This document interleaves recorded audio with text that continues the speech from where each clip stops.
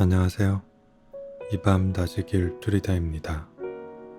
오늘 읽을 책은 일상의 철학자 알랭드 보통의 장편 소설 낭만적 연애와 그 후의 일상입니다. 사랑하고 이별하는 과정이 그려졌던 전작과는 달리 영원을 약속한 그 후의 이야기를 다룬 이 책은 낭만적 사랑에서 현실적이고 성숙한 사랑으로 나가는 단계를 그려냈습니다. 알랭드 보통은 사랑은 감정이 아니라 기술이라는 말을 강조하며 서로 어떻게든 미치지 않고 결혼의 어려움을 헤쳐나가는 것이야말로 우리가 지향해야 할 러브스토리라고 말합니다.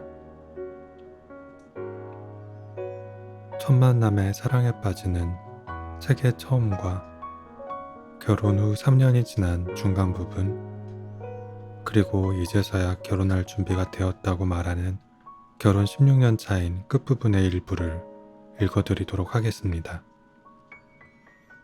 구독과 좋아요, 그리고 댓글과 알림 설정 꼭 부탁드립니다.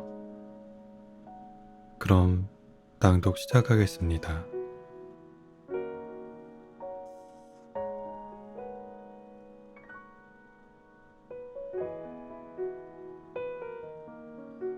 라비는 어느 그래픽 디자이너와 이별한 후로 몇 년째 홀로 지내고 있었다. 헤어진 후 가까운 헬스클럽에 다니기 시작했고 이성교제 웹사이트에도 가입했다. 퀼트민족 공예 전시관의 개관 행사에도 가보았고 일과 막연하게 관련된 각종 행사들에도 참석했다. 아무 소득이 없었다. 육체적 관계 없이 지적 교감을 느끼거나 그 반대의 경우가 몇 차례 있긴 했다. 더 나쁘게는 가냘픈 희망이 보였는데 자기 파트너에 대해 이야기하기도 했다. 그래도 라비는 포기하지 않는다. 그는 낭만적인 사람이다. 그리고 마침내 여러 번의 일요일을 허탕친 후 드디어 일어나리라 기대하라고 배운 것과 거의 동일한 일이 일어난다. 그 교차로는 에든버러 중심부로부터 남쪽에 있는 A720 도로 위에 있다. 골프 코스와 연못에 닿아 있는 고급 주택단지까지의 길과 이 도로를 연결하는 지점이다. 라비는 관심이 있어서라기보다는 회사에서 하찮은 서열 때문에 이 건을 위임받게 되었다. 고객 측에서는 애초에 공사 감독을 시의회 측량팀의 중견 직원에게 맡겼지만 프로젝트를 착공하기로 한 날 하루 전에 그 사람 부인이 죽는 바람에 하급 직원이 그 자리를 대신하게 되었다.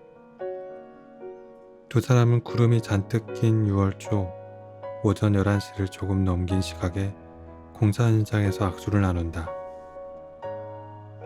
커스틴 맥롤랜드는 형광조끼에 안전모를 쓰고 고무창을 댄 무거운 부츠를 신고 있다. 라비카는 그녀의 말을 거의 알아듣지 못한다. 가까운 곳에서 유압 압축기가 덜덜거리다 멈추기를 반복하는 데다 나중에 안 일이지만 커스틴이 꽤 낮은 목소리로 마치 말하는 중간에 무언가 자신이 하고 있는 말에 반하는 것을 알아채거나 다른 기묘한 문제로 그냥 건너뛸 때 그러는 것처럼 문장을 다 끝맺기 전에 목소리가 잦아드는 인버네스 지방 특유의 말투로 이야기하기 때문이다. 그녀의 의상에도 불구하고 라비는 즉시 커스틴에게서 자신에게 아주 매력적으로 다가오는 심리적, 신체적 특징들을 간파해낸다. 그의 눈에 들어온 것은 12명이나 되는 근육질의 현장 인부들이 가르치려 드는 태도를 보여도 차분하고 즐겁게 응대하는 방식, 여러 가지 항목을 점검표에 체크해 나가는 부지런함, 일반적 유행을 신경 쓰지 않는 자신감, 그리고 살짝 고르지 않은 위쪽 앞니가 내비치는 개성이다. 인부들과의 회의가 끝나자 고객과 시공업체 직원은 계약 내용을 자세히 살펴보기 위해 근처 벤치로 가서 앉는다. 그러나 몇 분 만에 비가 쏟아지고 현장 사무실에는 서류 작업을 할 만한 공간이 없어 커스틴은 시내 중심가로 걸어가 카페를 찾자고 제안한다. 걸어가는 길에 그녀의 우산 밑에서 두 사람의 대화는 하이킹에 맞춰진다. 커스틴은 시간이 날 때마다 자주 도시를 벗어나려고 한다고 말한다. 실은 얼마 전에도 캐리지언 호수로 가서 외진 소나무 숲속에 텐트를 쳤는데 산만하고 광포한 도시 생활과 타인들로부터 아주 멀리 떨어진 곳에서 특별한 평온과 균형감을 느낄 수 있었다고 한다. 정말 그곳에 혼자 갔었다고 그녀는 대답한다. 그녀가 텐트 아래서 등산화 끈을 푸는 모습이 그려진다. 중심가에 도착해보니 시야에 들어오는 카페가 없다. 그들은 카페 대신 어두침침하고 한적한 타즈마을이라는 인도 식당으로 들어가 차와 포파덤을 주문한다. 기운을 찾은 두 사람은 서류를 끝까지 검토한 후 레미코는 셋째 주로 접어들 때 부르고 포장석은 그 다음 주에 배달시키는 게 최선이란 결론에 도달한다. 라비는 신중한 태도를 유지하면서 과학 수사를 하듯 그녀를 살핀다. 그가 알아챈 것은 양볼에 전체적으로 퍼져있는 희미한 주근깨, 단정과 유보가 묘하게 섞인 표정, 한쪽으로 넘긴 어깨 길이의 황갈색 머리, 말을 시작할 때 활기차게 이건 말이죠 라고 운을 떼는 습관이다. 실용적인 대화가 한창인 중에도 그는 몇 번 사적인 면들을 탐지해낸다. 부모에 대한 질문에 커스틴은 어색함이 묻어나는 목소리로 인버네스에서 어머니 혼자 그녀를 키웠고 아버지는 일찍 가족에게 관심을 끊었다고 대답한다. 사람들에게 희망을 품기에 아주 좋은 시작은 아니었죠. 그녀는 씁쓸한 미소를 지으며 말한다. 이때 라비는 약간 틀어져 있는 건 앞쪽에서도 왼쪽 윗이라는 것을 발견한다. 어쩌면 그 때문에 그 후로 오래오래 행복하게란 말이 나하고는 완전히 무관해졌는지도 모르겠어요. 라비는 이 말에 조금의 반감도 생기지 않는다. 그 순간 냉수주의자는 단지 특별히 높은 기준을 가진 이상주의자일 뿐이란 금언이 떠오른다. 그는 타즈마할의 넓은 창으로 구름이 빠르게 지나가는 것을 본다. 저 멀리 태양이 머뭇거리며 화산작용이 만들어낸 펜들런드 구릉의 검고 둥근 꼭대기에 햇살을 비춘다. 그는 커스틴이 함께 도시 행정의 귀찮은 문제들을 풀면서 오전 시간을 보내기에 꽤 괜찮은 사람이라는 생각을 자제할 수도 있었다. 직장 생활과 스코틀랜드 행정에 대한 그녀의 비판 뒤에 어떤 성격상의 원인들이 놓여 있는지 판단하지 않을 수도 있었다. 창백한 안색과 비스듬한 목의 기울기로는 그녀의 영혼을 쉽게 간파할 수 없다는 점을 인정할 수도 있었다. 그녀가 충분히 흥미로운 여성이지만 훨씬 잘 알려면 앞으로 25년은 걸리겠다고 생각하는 정도에 만족할 수도 있었다. 대신에 라비는 내면과 외면의 특징들이 가장 특이하게 조합된 지성과 친절함, 유머와 아름다움, 담력과 순수함을 지닌 사람을 발견했다고 확신했다. 2시간 전만 해도 생면부지였건만 이 식당을 떠나면 보고 싶어질 것만 같은 사람.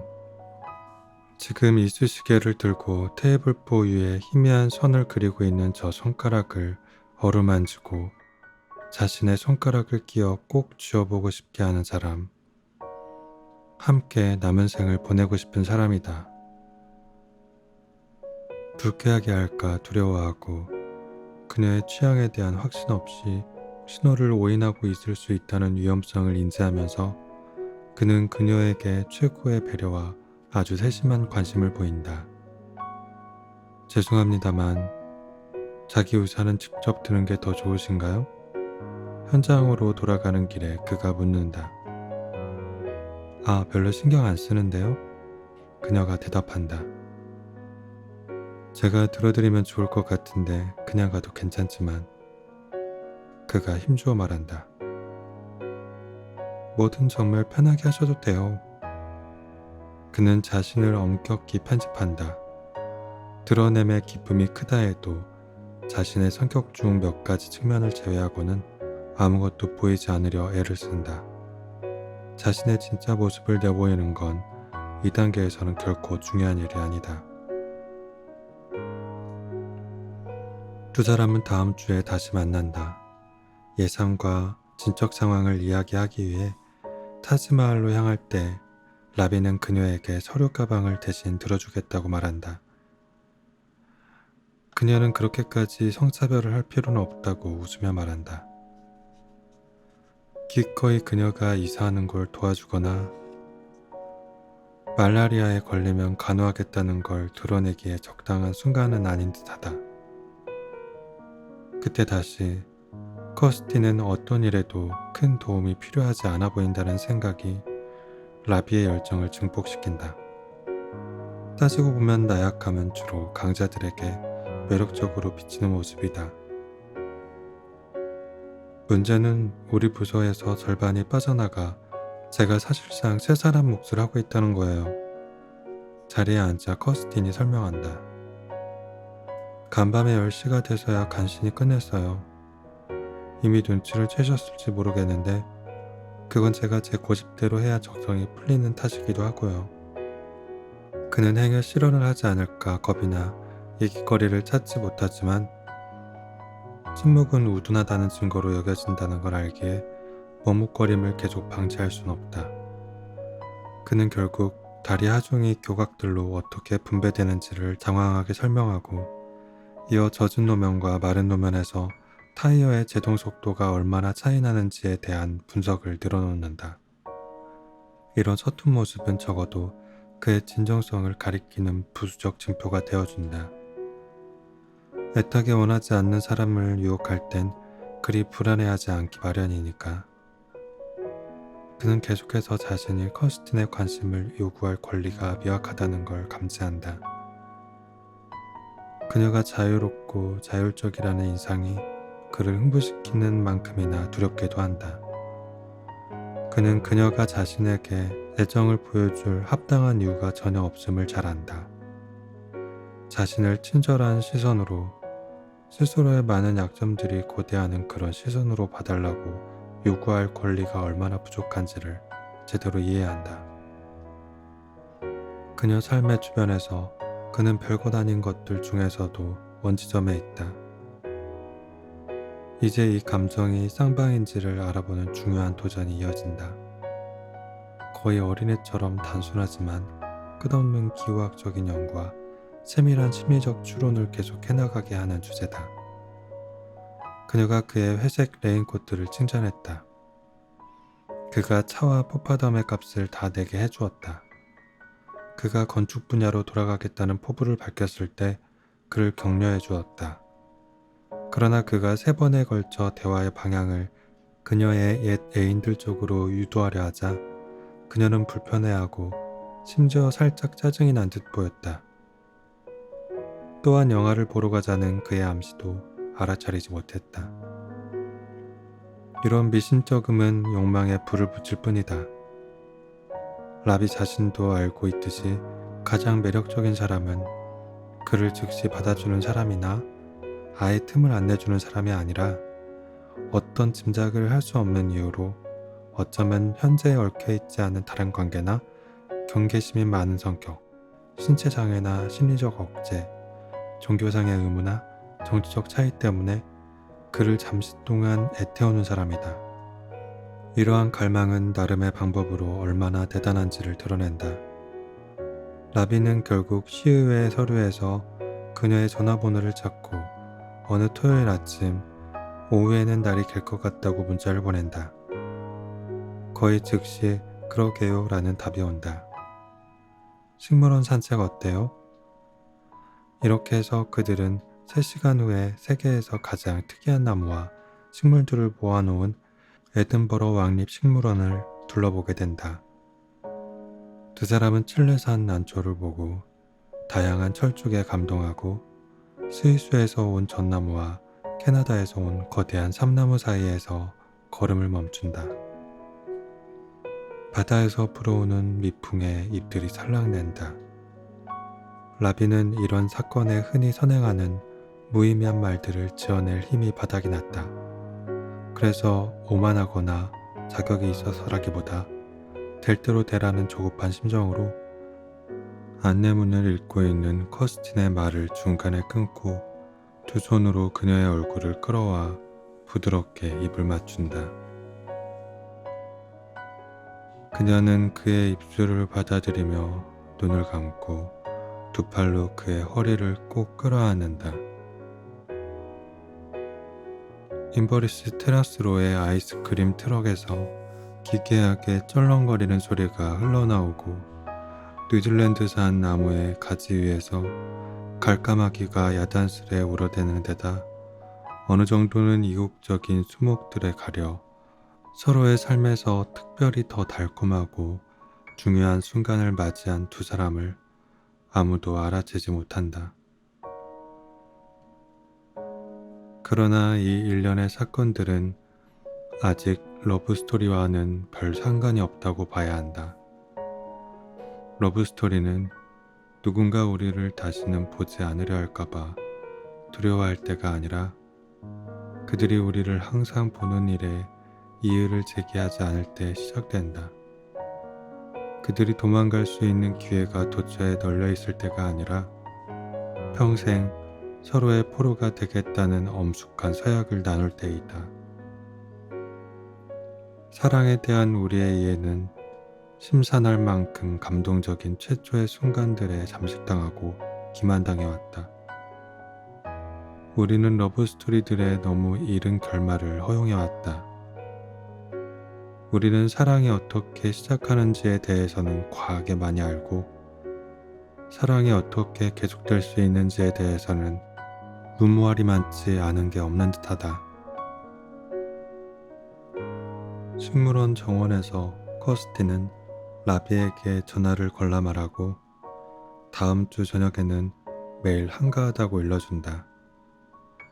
그 순간 라비는 그녀의 얼굴에서 10살 적에 지었을 법한 미소를 본다.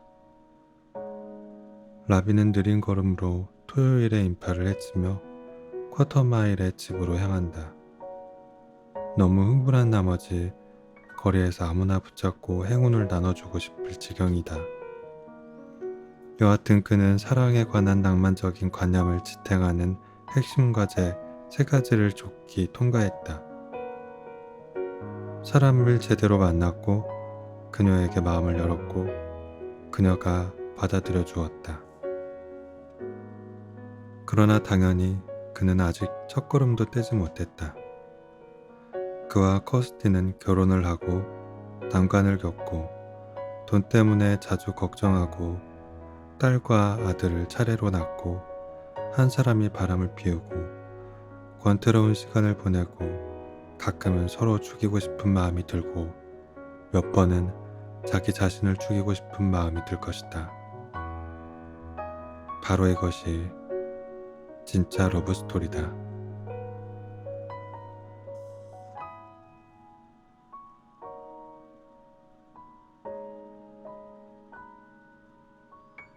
결혼 3주년을 기념하기 위해 라비는 프라하로 주말 깜짝 여행을 준비한다.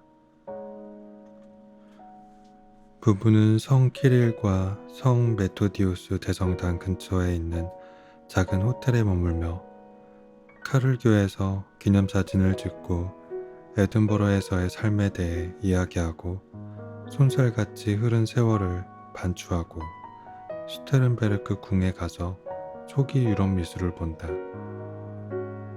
그곳에서 커스틴은 성모와 아기 예수를 그린 작은 16세기 그림 앞에 걸음을 멈춘다. 나중에 성모의 사랑스러운 아기에게 일어난 일은 정말 끔찍해. 어느 누가 그런 일을 이겨낼 수 있을까?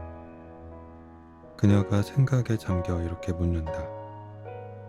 그가 보기에 그녀에겐 아무리 기초적인 대상도 자기만의 눈으로 신선하게 보는 귀여운 면이 있다.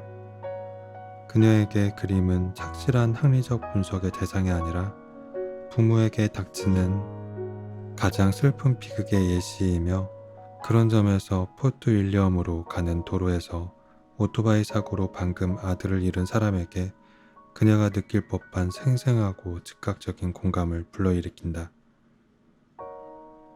커스티는 프라하 동물원을 방문하고 싶어 안달한다. 두 사람 모두 어쩌다 마주치는 개나 고양이를 제외하고는 동물 근처에서 잠시라도 시간을 보낸 지 오래다. 처음 드는 생각은 이 모든 수감자들이 참으로 신기하게 생겼다는 것이다. 우선 낙타는 U자 목에 털이 부슬부슬한 두 개의 피라미드를 등에 지고 있고, 속눈썹은 마스카라를 칠한 듯하며 누런 뻐드렁니를 하고 있다. 무료 안내서가 그들에게 몇 가지 사실을 알려준다. 낙타는 물 없이 사막에서 10일 동안 이동할 수 있다. 낙타의 혹에는 흔히 알고 있는 것처럼 물이 아니라 지방이 가득하다. 긴 속눈썹은 모래폭풍으로부터 안구를 보호하기 위한 것이다. 간과 콩팥이 섭취하는 음식의 수분을 마지막 한 방울까지도 짜내기 때문에 낙타의 배설물은 건조하고 단단하다. 모든 동물이 저마다의 특징이 있는 것은 매우 특수한 환경에서 번성할 수 있도록 진화했기 때문이라고 안내서는 말한다. 그 때문에 마다가스카르 자이언트 점핑쥐는 큰 귀와 강한 뒷다리를 갖게 되었고, 아마존의 레드테일 캣피쉬는 모래 색깔의 위장용 띠가 몸통을 가로지르게 되었다고. 물론 그렇지, 커스틴이 불쑥 말한다. 하지만 이 적응 특성들은 새로운 서식지가 프라하 동물원 일대에는 거의 쓸모가 없어. 콘크리트 호텔방에 살면서 하루 3번 배식구로 들어오는 먹이를 받아먹고 관람객들이나 즐겁지 아무런 낙이 없잖아? 그저 뚱뚱해지고 성질만 나빠질 뿐이야. 저 귀여운 오랑우탄도 침울해야 하잖아. 보르네오 숲에서 살도록 진화했고 여기서는 잘 버텨내지 못하지. 하지만 인간도 다를 게 없을걸? 라비는 인류가 아내의 공감을 너무 많이 얻어야 한다는 데에 살짝 약이 올라 부언한다. 우리도 아프리카 초원에서 진화했을 때에는 아마도 합당했겠지만 지금은 골칫거리가 된 충동들을 짊어지고 살잖아. 예를 들면 야간 소음을 극도로 경계해서 차량 경보기가 울릴 때 잠이 확 깨는 거. 단 것이면 뭐든 먹고 싶어해 온갖 유혹에 넘어가 살이 찌는 거. 프라하 거리에서 거의 어쩔 수 없이 낯선 여자들의 다리를 보게 되는 통에 파트너에게 짜증과 상처를 주는 거. 라비칸 씨, 7명의 아내를 못 두고 아이스크림을 하나 더 못 먹는다고 다인을 이용해 나에게 동정을 사려고 하다니. 일요일 늦은 저녁, 그들은 녹초가 되어 에든버러 공항에 마침내 도착한다. 커스틴의 가방은 수화물 벨트에서 두 번째로 나온다. 라비에겐 그런 운이 따르지 않는 탓에 두 사람은 셔터를 내린 샌드위치 가게 옆에 벤치에 앉아 기다린다. 연중 이맘때쯤 치고 날씨가 유난히 덥다. 커스틴은 내일 날씨는 어떨지 한가로이 궁금해한다. 라비가 휴대폰을 꺼내 검색해본다. 17도. 하루 종일 맑음. 아주 좋은 날씨다. 바로 그때 그는 벨트에서 자신의 가방을 발견하고는 다가가서 가방을 카트에 옮긴다. 자정이 다 될 무렵 그들은 도심으로 들어가는 버스에 오른다. 주변에는 그들처럼 지친 기색이 역력한 승객들이 생각의 골몰에 있거나 졸고 있다. 갑자기 라비는 동료에게 보내야 할 문자 메시지가 떠올라 재킷 오른쪽 주머니에 손을 넣어 휴대폰을 잡고 다음으로 왼쪽 주머니를 살핀 뒤 좌석에서 엉거주춤 일어나 바지 주머니를 확인한다. 당신이 내 휴대폰 갖고 있어? 그가 불안한 목소리로 커스틴에게 묻는다. 자고 있던 그녀가 깜짝 놀라 눈을 뜬다. 그럴 리가 여보. 왜 내가 당신 휴대폰을 갖고 있겠어? 그는 그녀 앞으로 비집고 들어가 머리 위 선반으로 팔을 뻗어 자신의 가방을 끌어내린 뒤 바깥쪽 주머니를 더듬는다. 유감스러운 현실이 점차 명백해진다. 휴대폰을 분실했고 그와 함께 세상과의 소통체계도 잃었다. 수암을 찾는 곳에서 도난당했나 보다. 커스틴이 의견을 말한다. 아니면 어쩌다 놓고 왔을 수도 있고, 내일 가장 먼저 공항에 전화해서 휴대물로 돌아오진 않았는지 확인해보자. 하지만 어쨌든 보험 처리할 수 있을 거야. 우리 둘 다 이런 일이 처음인 게 대단하지. 하지만 라비는 이 상황에 경이로움을 보지 못한다. 보고 싶은 게 있으면 내 거 써도 돼. 커스틴이 밝은 목소리로 덧붙인다. 라비는 화가 치민다. 이건 악몽 같은 사무 절차의 시작이다. 1년의 교환원들을 거치느라 몇 시간을 기다려야 할 테고 서류 작업으로 들어가 여러 서식을 작성해야 한다. 하지만 아주 이상하게도 그의 분노는 휴대폰 분실 그 자체로만 향하지 않고 일부가 아내에게로 흘러가는 듯하다.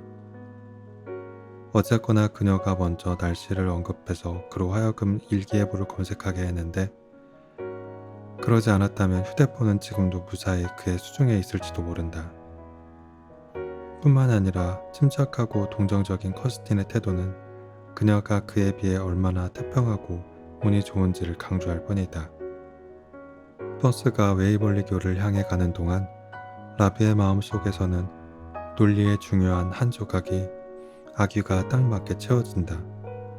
어쨌든 이 모든 고통과 수고와 번잡스러움은 모두 그녀 때문이라고 말이다. 바로 이 순간 관자놀이를 바이스처럼 쬐고 있는 두통을 포함해 전부 다 그녀 탓이다. 라비는 그녀에게서 몸을 돌리며 이렇게 중얼거린다. 진작부터 이 문무하고 쓰잘머리 없는 여행을 가는 게 아니었던 걸 알았지. 중요한 기념일을 축하하려던 일은 이렇게 슬프고 다소 공정하지 못한 듯하게 요약된다.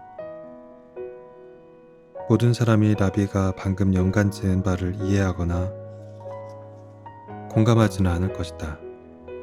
커스틴은 남편의 전화기를 지키는 일에 서명을 한 적이 없고 다 자란 이 영장류의 삶에 일어나는 모든 일에 책임이 있는 것도 아니다. 하지만 라비로서는 묘하게도 이치에 맞다. 이번이 처음이 아니며 모든 것이 어찌 보면 아내의 소행이다. 사랑의 모든 가정들 중 아주 얄팍하리만치 불합리하고 미숙하고 개탄스럽지만 그럼에도 가장 흔히 볼 수 있는 것은 우리가 사랑을 서약한 사람이 우리의 감정적 실존의 중심일 뿐 아니라 그 결과로서 또한 대단히 이상하고 객관적으로 비상식적이고 아주 부당한 방식으로 좋은 일이든 나쁜 일이든 우리에게 일어난 모든 일이 다 그에게 원인이 있다고 보는 것이다. 여기에 사랑에 기이하고 병적인 특권이 있다. 지난 수년간 그가 눈길에서 미끄러지고 열쇠를 잃어버리고 글래스고로 가던 기차가 고장나고 과속으로 딱지를 끊고 새 셔츠 라벨이 간질거리고 세탁기의 배수가 원활치 않고 그가 하는 건축일이 꿈꾸던 수준에 미치지 못하고 옆집에 새로 이사온 사람들이 늦은 시간에 음악을 시끄럽게 연주하고 둘이 이제는 좀처럼 재미를 못 느끼는 건 그녀의 잘못이다. 강조해야 할 점은 같은 범주에서 커스틴의 목록도 더 짧거나 더 합리적이지 않다는 것이다. 그녀가 어머니를 자주 보지 못하고 팬티 스타킹에 올이 풀리고 친구인 진아가 한 번도 연락을 안 하고 항상 피곤하고 손톱깎이가 사라지고 둘이 이제는 좀처럼 재미를 못 느끼는 것 등등 모두가 라비 때문이다. 세상은 무수히 많은 방식으로 번번이 우리에게 혼란과 실망, 좌절과 상처를 남긴다.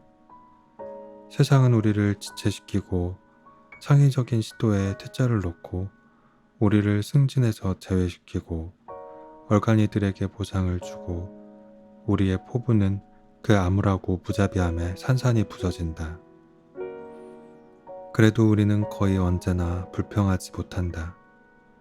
진정으로 책임 있는 사람을 알아내기가 너무 어렵고 누구 책임인지를 확실하게 알 때에도 항의하기에는 너무 위험하다. 우리가 불만 목록을 노출할 수 있는 사람, 인생의 불의와 결함에 대해 누적된 모든 분노를 받아줄 수 있는 사람은 한 명뿐이다. 그 사람을 탓하는 건 당연히 부조리 중에서도 부조리다. 하지만 이렇게만 본다면 사랑의 작동 법칙을 잘못 이해한 셈이다. 우리는 정말로 책임이 있는 권력자에게 소리를 내지를 수 없기 때문에 우리가 비난을 해도 가장 너그럽게 보아주리라 확신하는 사람에게 화를 낸다. 주변에 있는 가장 다정하고 가장 동정 어리고 가장 충성스러운 사람, 즉 우리를 해칠 가능성이 가장 적으면서도 우리가 마구 소리를 치는 동안에도 우리 곁에 머물 가능성이 가장 큰 사람에게 불만을 쏟아놓는 것이다. 우리가 사랑하는 사람에게 퍼붓는 비난들은 딱히 이치에 닿지 않는다. 세상 다른 어떤 사람에게도 그런 부당한 말들을 발설하지 않는다. 하지만 우리의 난폭한 비난은 친밀함과 신뢰의 독특한 증거이자 사랑 그 자체의 한 증상이고 제 나름대로 헌신을 표현하는 바꾸러진 징표다. 분별 있고 예의 바른 말은 모르는 사람에게 할 수 있지만 밑도 끝도 없이 무분별하고 터무니없는 말을 할 수 있는 것은 우리가 진심으로 믿는 사랑하는 사람이 곁에 있을 때뿐이다. 프라하에서 돌아온 지 몇 주 만에 훨씬 더 크고 새로운 문제가 발생한다. 라비의 상사인 유언이 팀 회의를 소집한다. 그는 지난 8개월 동안 괜찮은 시절을 보낸 후 다시 일감이 말라붙고 있다고 고백한다. 곧 굉장한 프로젝트가 생기지 않는다면 직원 전원이 계속 한 배를 탈 수가 없다. 회의가 끝난 뒤 복도에서 유언이 라비를 한쪽으로 끌고 간다. 물론 자네도 이해하겠지? 개인적인 감정은 전혀 없어. 자넨 좋은 사람일세, 라비. 라비는 정말이지 누군가를 자르려는 사람들은 그들이 자신을 좋아하길 바라지 않을 예의와 용기가 있어야 한다고 생각한다. 실직 위협은 그를 우울과 불안에 빠뜨린다. 이 도시에서 다른 직장을 알아보는 게 얼마나 지옥 같을지 그는 알고 있다. 아마 이사를 해야 할 텐데 그럼 커스틴은 어쩌나? 그는 남편으로서 가장 기본적인 책임을 다하지 못할 위기에 처해 있다. 그동안 내내 재정적 안정과 창조적 실현이 모두 가능한 직업을 가질 수 있다고 생각했다니 얼마나 어리석은가. 아버지가 항상 지적했듯이 유치하고도 건방진 생각이었다. 오늘 퇴근길은 그를 성 메리 로마 카톨릭 대성당으로 이끈다. 이제까지 한 번도 들어가 본 적이 없었지만 오늘은 혼란스럽고 공황에 빠진 기분에 한번 둘러보기로 결심하고 회중석 끝에 있는 벽감까지 가 커다란 성모 마리아 그림 앞에 선다. 성모는 그를 슬프고도 친절한 눈으로 지그시 바라본다. 성모의 동정 어린 표정이 마치 유언 프랭크와 일감 부족에 대해 좀 알고 있으며 그를 여전히 신뢰한다고 안심시키려는 것 같아 가슴이 뭉클해진다. 성인이 되어 마주쳐온 가혹한 현실과 성모의 표정에 깃든 상냥함과 친절함이 대비되어 눈물이 나올 것만 같다. 성모는 이해해주고 비난하지 않을 것처럼 느껴진다. 그는 시계를 보고 어느덧 15분이나 흘렀다는 사실에 놀란다. 또한 무슬림의 피를 물려받은 무신론자가 촛불을 박힌 예배당에 들어와 이민족의 성상 발치에 서서 눈물과 착잡한 심정을 꺼내 보이고 싶어 하다니 미친 짓이 아닐 수 없다고 인정한다. 하지만 그에겐 별다른 대안이 없고 그를 여전히 믿어주는 사람도 많지가 않다. 아내가 있지만 지금 떠안고 있는 집만으로도 충분할 테니 성인으로 추대되지 않은 평범한 인간에게 버거운 부담을 안겨줄 수 없다. 집에 오니 커스틴이 그의 조리법에 따라 애호박, 바질, 페타치즈 샐러드를 만들어 놓았다. 그녀는 직장의 위기에 대해 자세한 내막을 모두 알고 싶어 한다. 유언이 언제 직원들에게 그런 얘기를 했어? 어떤 식으로 얘기했어? 다른 사람은 어떻게 반응했어? 곧 다시 회의를 한대? 라비는 대답을 하다가 성질을 버럭낸다.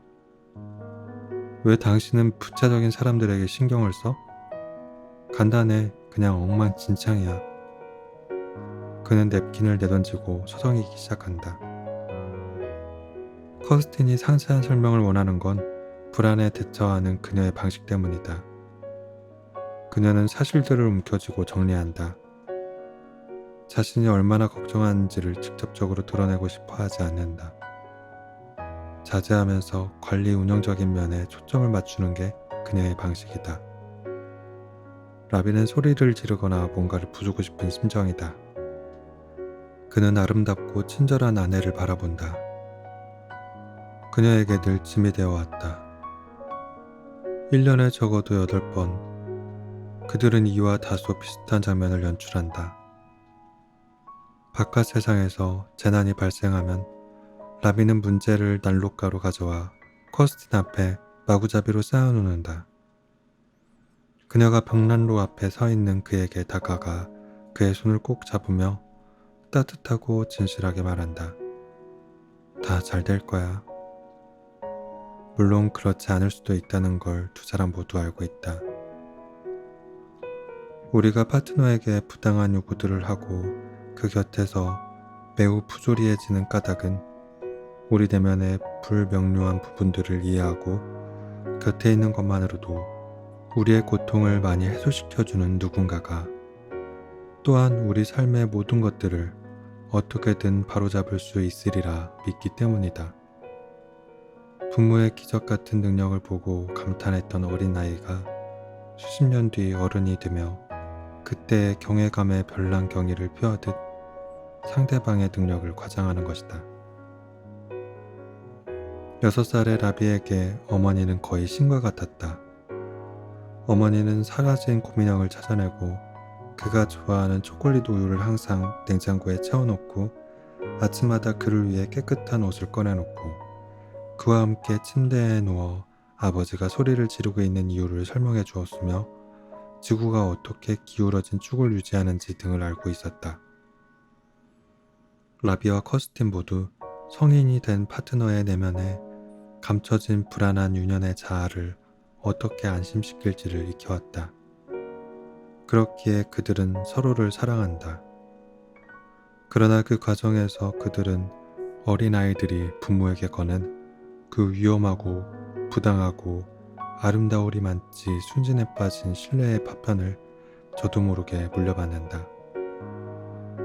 성인인 라비와 커스틴의 원시적 자아 어딘가에서는 자신이 사랑하는 사람이 성숙한 관계를 맺고 있는 사람이라면 가능한 수준보다 더 많이 세상을 제어해야 한다고 고집한다. 이것이 문제가 발생했을 때 그토록 화가 나고 좌절하게 되는 까닭이다. 커스틴은 두 팔로 라비를 끌어안는다. 내가 할 수 있는 일이 있다면 뭐든지 할 텐데. 그 말에 라비는 슬프고 다정한 눈길로 그녀를 바라본다. 동시에 사랑이 전혀 듣지 않는 본질적 고독에 직면해 있다는 것을 처음으로 깨닫는다. 라비는 그녀 때문에 화가 난 게 아니라 일련의 사건들로 인해 공황 상태에 빠지고 지쳐질 뿐이다. 그는 더 좋은 남편이 되려면 나를 사랑하는 여자에게 잘못되고 파괴적인 희망을 덜 거는 방법을 알아야겠다고 생각한다. 경우에 따라서는 혼자가 되리라는 것에 대해 더욱 준비되어 있어야겠다고.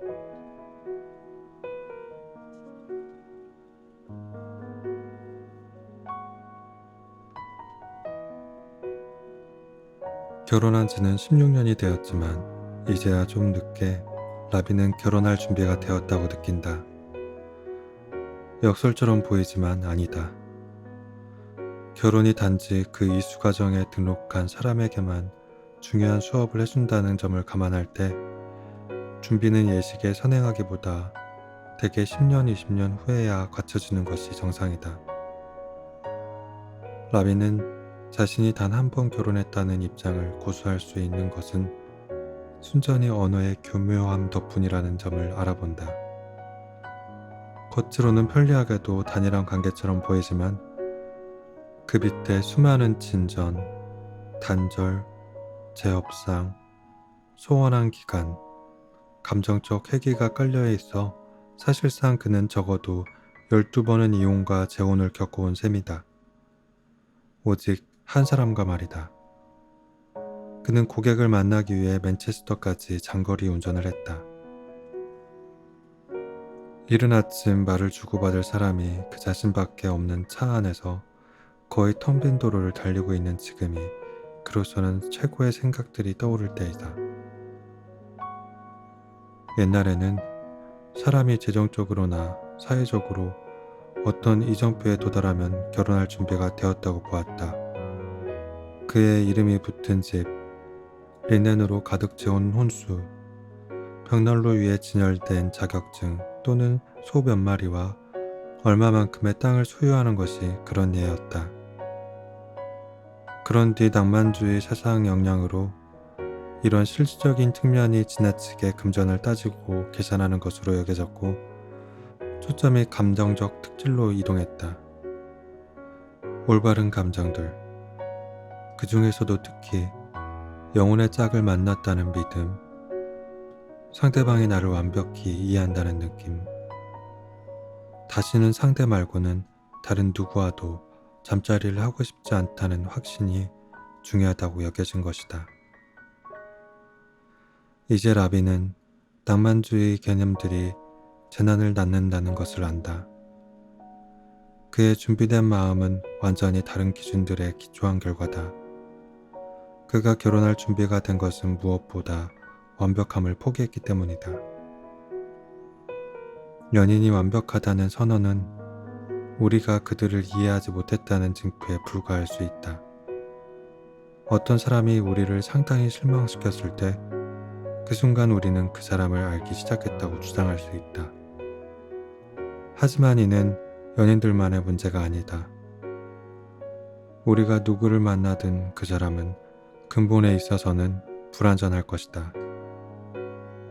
기차에서 만난 낯선 사람, 옛 동창생, 인터넷에서 사귄 새로운 친구 등도 우리를 실망시킬 소지가 다분하다. 삶의 현실은 우리의 모든 본성을 변형시킨다. 상처 없이 살아온 사람이 누가 있을까? 우리는 모두 이상에 못 미치는 양육을 받았다. 우리는 설명하기보다 싸우고, 알려주기보다 들볶고, 고민거리를 분석하기보다 초조해하고, 거짓말을 하고, 엉뚱한 대로 화살을 돌려 탓을 한다. 이렇게 위험 요소들이 중첩되어 있는 와중에 완벽한 인간이 나올 가능성은 전무하다. 낯선 이들도 마찬가지라는 점을 알기 전에 그들을 깊이 알아야 할 필요도 없다. 그들이 구체적으로 어떻게 화를 내는지 즉시 나타나지 않을지라도 이론상 그 존재함은 처음부터 가정할 수 있다. 따라서 결혼할 사람을 선택하기란 감정의 존재 법칙을 우회할 방법을 찾았다고 믿는 일이 아니라 어떤 종류의 고통을 흔쾌히 견딜지 결정하는 일이다. 아니면 우리는 모두 당연히 악몽의 전형인 엉뚱한 사람을 곁에 두게 된다. 그러나 이것이 재앙일 이유는 없다. 진보한 낭만적 비관주의는 한 사람이 다른 사람에게 모든 것일 수는 없다고 가정한다. 우리는 또 다른 타락한 생명체와 함께 사는 현실에 나 자신을 적응시킬 최대한 부드럽고 친절한 방법을 찾아야 한다. 결혼은 어지간히 좋은 결혼만 있을 수 있다. 정착을 하기 전에 몇 명의 애인을 사귀어 보는 것도 이 깨달음을 깊이 새기는 데 도움이 된다. 제 짝을 만날 가능성을 높이기 위해서가 아니라 그런 사람은 없으며 가까이에서 보면 사실은 모든 사람이 조금씩 잘못되었다는 진실을 직접 그리고 다양한 상황에서 발견할 기회를 높여주기 때문이다. 라비가 결혼할 준비가 되었다고 느끼는 것은 타인에게 완전히 이해되기를 단념했기 때문이다. 사랑은 아주 든든하고 특별한 방식으로 자신이 이해되고 있다는 경험에서 시작된다. 상대방은 나의 외로운 내면을 이해하고 나는 왜 하필 그 농담이 그렇게 재밌었는지를 그에게 설명할 필요가 없다. 사랑하는 사람들은 공공의 적을 미워하고 상당히 특화된 성적 시나리오를 함께 시도해보고 싶어 한다. 이 상황이 영원히 계속되지는 않는다. 연인의 이해 능력에는 적정의 한계가 있고 우리는 언젠가 그 한계에 부딪힌다 하더라도 직무유기라 비난하지 말아야 한다. 그들은 애석하게도 무능했던 것이 아니다. 그들은 우리가 어떤 사람인지를 충분히 헤아릴 수 없으며 우리도 마찬가지다. 그게 정상이다. 어떤 사람도 다른 누군가를 정확히 이해하고 충분히 공감하지 못한다. 라비가 결혼할 준비가 되었다고 느끼는 것은 자신이 미쳤음을 자각하기 때문이다. 자신이 미쳤다는 생각은 철저히 직관에 반한다. 우리는 자신이 지극히 정상이고 대체로 선량하다고 생각한다. 발을 못 맞추는 건 나머지 사람들이고. 그렇지만 성숙은 자신의 광기를 감지하고 적절한 때 변명하지 않고 인정하는 능력에서 시작된다.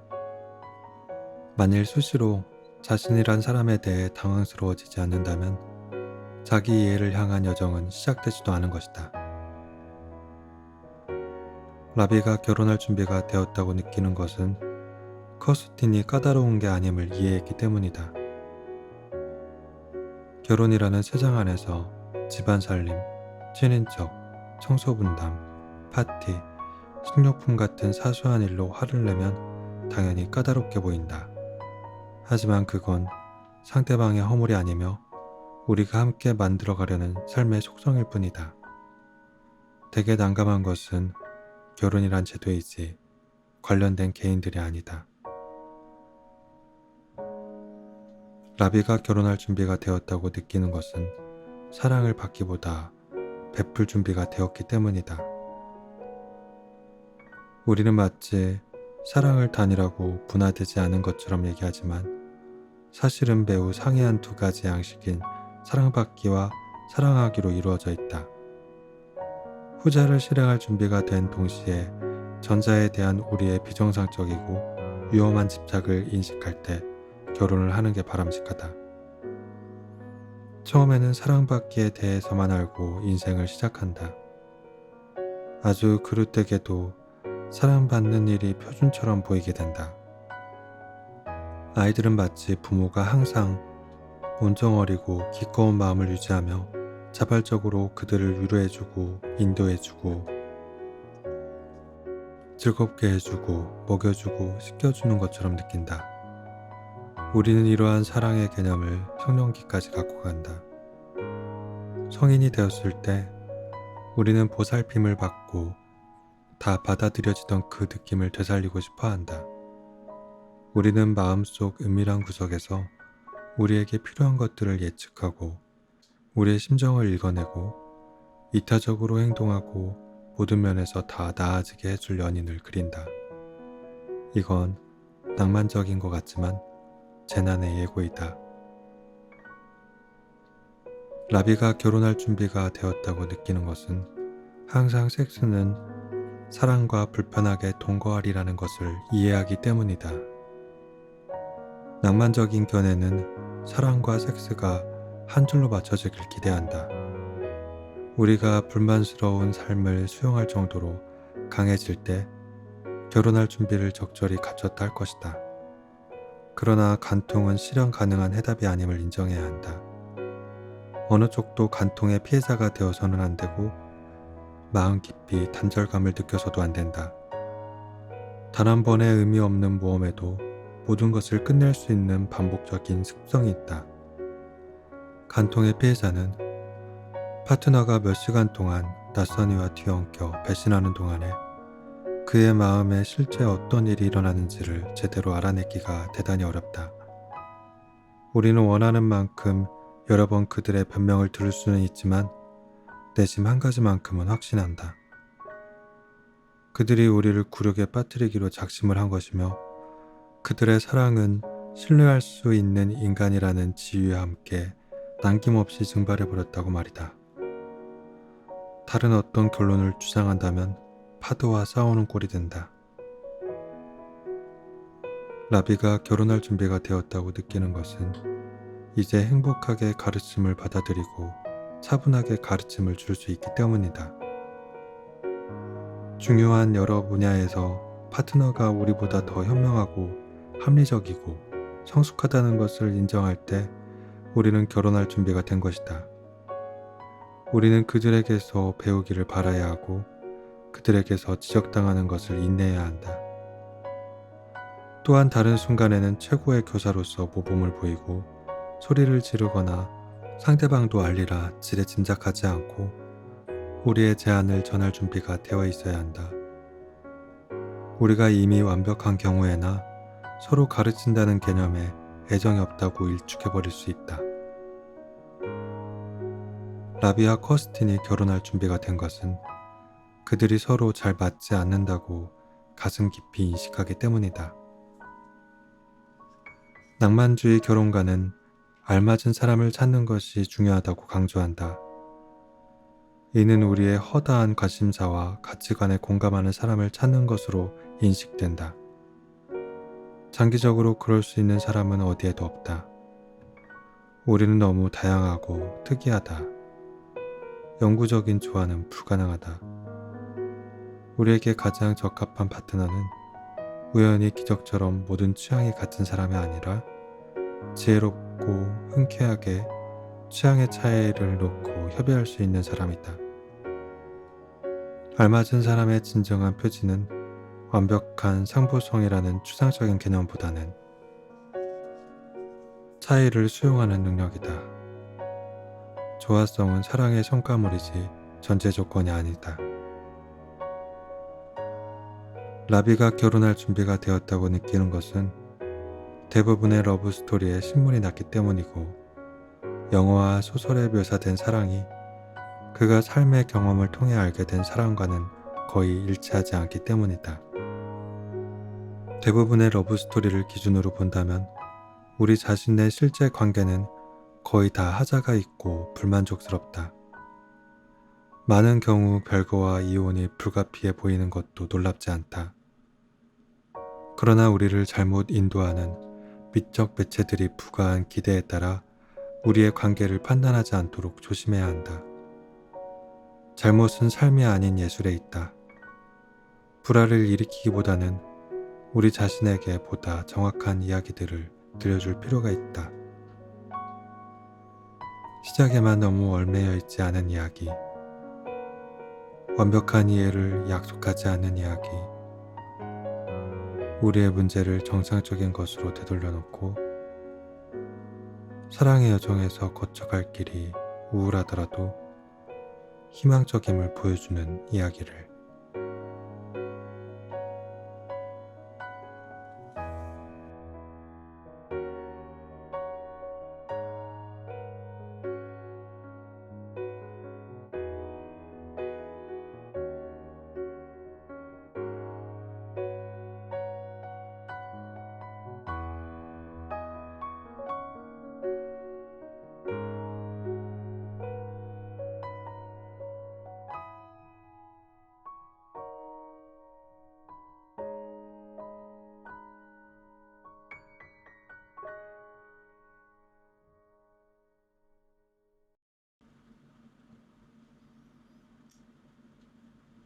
안녕하세요. 이 밤 낮이길 뚜리다입니다. 오늘 읽을 책은 일상의 철학자 알랭드 보통의 장편 소설 낭만적 연애와 그 후의 일상입니다. 사랑하고 이별하는 과정이 그려졌던 전작과는 달리 영원을 약속한 그 후의 이야기를 다룬 이 책은 낭만적 사랑에서 현실적이고 성숙한 사랑으로 나가는 단계를 그려냈습니다. 알랭드 보통은 사랑은 감정이 아니라 기술이라는 말을 강조하며 서로 어떻게든 미치지 않고 결혼의 어려움을 헤쳐나가는 것이야말로 우리가 지향해야 할 러브스토리라고 말합니다. 첫 만남에 사랑에 빠지는 책의 처음과 결혼 후 3년이 지난 중간 부분, 그리고 이제서야 결혼할 준비가 되었다고 말하는 결혼 16년 차인 끝부분의 일부를 읽어드리도록 하겠습니다. 구독과 좋아요, 그리고 댓글과 알림 설정 꼭 부탁드립니다. 그럼 낭독 시작하겠습니다.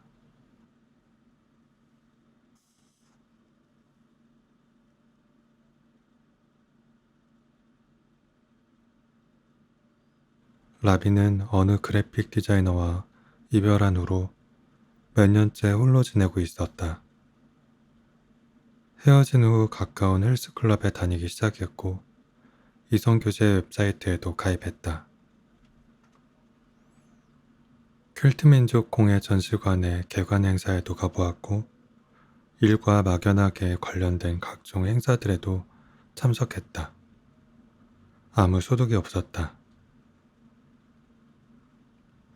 육체적 관계 없이 지적 교감을 느끼거나 그 반대의 경우가 몇 차례 있긴 했다. 더 나쁘게는 가냘픈 희망이 보였는데 자기 파트너에 대해 이야기하기도 했다. 그래도 라비는 포기하지 않는다. 그는 낭만적인 사람이다. 그리고 마침내 여러 번의 일요일을 허탕친 후 드디어 일어나리라 기대하라고 배운 것과 거의 동일한 일이 일어난다. 그 교차로는 에든버러 중심부로부터 남쪽에 있는 A720 도로 위에 있다. 골프 코스와 연못에 닿아 있는 고급 주택단지까지의 길과 이 도로를 연결하는 지점이다. 라비는 관심이 있어서라기보다는 회사에서 하찮은 서열 때문에 이 건을 위임받게 되었다. 고객 측에서는 애초에 공사 감독을 시의회 측량팀의 중견 직원에게 맡겼지만 프로젝트를 착공하기로 한 날 하루 전에 그 사람 부인이 죽는 바람에 하급 직원이 그 자리를 대신하게 되었다. 두 사람은 구름이 잔뜩 낀 6월 초 오전 11시를 조금 넘긴 시각에 공사 현장에서 악수를 나눈다. 커스틴 맥롤랜드는 형광조끼에 안전모를 쓰고 고무창을 댄 무거운 부츠를 신고 있다. 라비카는 그녀의 말을 거의 알아듣지 못한다. 가까운 곳에서 유압 압축기가 덜덜거리다 멈추기를 반복하는 데다 나중에 안 일이지만 커스틴이 꽤 낮은 목소리로 마치 말하는 중간에 무언가 자신이 하고 있는 말에 반하는 것을 알아채거나 다른 기묘한 문제로 그냥 건너뛸 때 그러는 것처럼 문장을 다 끝맺기 전에 목소리가 잦아드는 인버네스 지방 특유의 말투로 이야기하기 때문이다. 그녀의 의상에도 불구하고 라비는 즉시 커스틴에게서 자신에게 아주 매력적으로 다가오는 심리적, 신체적 특징들을 간파해낸다. 그의 눈에 들어온 것은 12명이나 되는 근육질의 현장 인부들이 가르치려 드는 태도를 보여도 차분하고 즐겁게 응대하는 방식, 여러 가지 항목을 점검표에 체크해 나가는 부지런함, 일반적 유행을 신경 쓰지 않는 자신감, 그리고 살짝 고르지 않은 위쪽 앞니가 내비치는 개성이다. 인부들과의 회의가 끝나자 고객과 시공업체 직원은 계약 내용을 자세히 살펴보기 위해 근처 벤치로 가자 앉는다. 그러나 몇 분 만에 비가 쏟아지고 현장 사무실에는 서류 작업을 할 만한 공간이 없어 커스틴은 시내 중심가로 걸어가 카페를 찾자고 제안한다. 걸어가는 길에 그녀의 우산 밑에서 두 사람의 대화는 하이킹에 맞춰진다. 커스틴은 시간이 날 때마다 자주 도시를 벗어나려고 한다고 말한다.